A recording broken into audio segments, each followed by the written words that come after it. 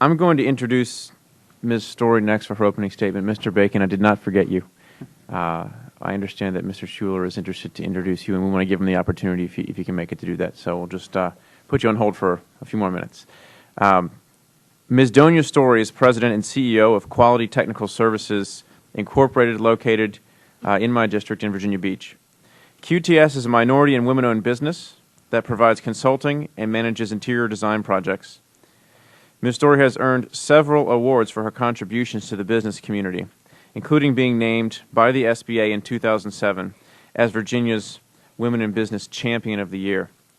I had the opportunity to speak yesterday with Ms. Storey, and I was impressed with her perspective on the small business community and with the fact that she has spent a lot of her time giving speeches and participating in mentoring programs, educating other entrepreneurs about how to navigate the often difficult world of government contracting. So I appreciate what you've been doing for the small business community. Looking forward to hearing your thoughts. Ms. Storey. Thank you very much. I will not read from my text, but I'd like to hit some of the highlights. And I come here actually to express two very strong feelings. Number one, gratitude. I am the American dream. I'm the daughter of a Filipino steward post-World War II who came to this country, who had lost everything and believed this was the land of opportunity. He taught this to his two daughters, I being the older of the two. My dad, at the age of mid-30s, became a millionaire, and he did so by figuring out what coin-operated laundromats were all about, and he grew a business from that, buying up property and building shopping centers. He unfortunately died a very young man, leaving two daughters, and what he left behind was the legacy of this is the land of opportunity. I've been in business for 29 years, and in the last 15, I've had the great opportunity to learn how to do business with the federal government. Now, some people might laugh and say that's an opportunity, but I will tell you, being a successful management consultant for 14 and a half years did not in any way allow me to even dream of how I could actually grow my firm.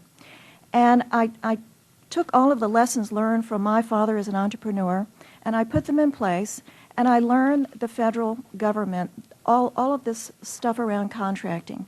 Now, what I'm here to talk about today is, when I say in gratitude, I am so grateful for what has happened to me and my firm and my company. But what I'm here to talk about is how we need to shortcut and re-engineer some of our small business programs. I am not here to complain, so I make a big issue of that. But I'm here to say, what can we do to think like entrepreneurs and re-examine our small business programs? As an example, we have women's centers, we have PTACs, we have SBDCs. In tight times like this, I as a taxpayer know that they need more funding, but I know that it's very difficult to continue to fund more projects. I think we need to take a look at how we can consolidate some of the administrative side of these programs. The one thing I did find out, and the drum that I pound around this country is, there is no better customer than the federal government. And having done business with a lot of the big names, the J&J, Ritz-Carlton, J.P. Morgan Chase, I could go on and on. When I do business with the federal government, I know my rights. I can read the regs. If I hit a bump in the road on any contract, I don't need a team of lawyers. I will never outgun the corporate attorneys that they have around this country. But what I can do is read a reg and understand what my rights are and go into any meeting and protect my investment. In taking a look at some of the programs that we have out there today, they are excellent pointer programs. But what they miss is the one thing that people call me for. Years ago, we laughingly said that the SBA should call my business 1-800-DONYA, can you help me? The SBA they've sent me hundreds of companies. People find me from around the country. I don't know how they're finding me, but they find me through different contacts. What our programs are missing are the lessons learned from a person like me who stumbled. I didn't know what I didn't know, and I kept hitting walls, and I kept asking. I was very needy, but I was tenacious in finding out. Nothing can grow a small company like doing business in the federal sector. It is absolutely the single fastest way of catapulting your firm to that true next level. The hurdle is understanding the culture, but any corporation I go into, they have their own culture. Secondly, the one challenge financially is, and I'm sorry I'm speaking so fast, but the one challenge is lines of credit. Because the opportunity is so great, you will find yourself needing a larger line of credit than you typically would be if you grew commercially. You have to know how to read and be tenacious and willing to read the regs, but they're understandable.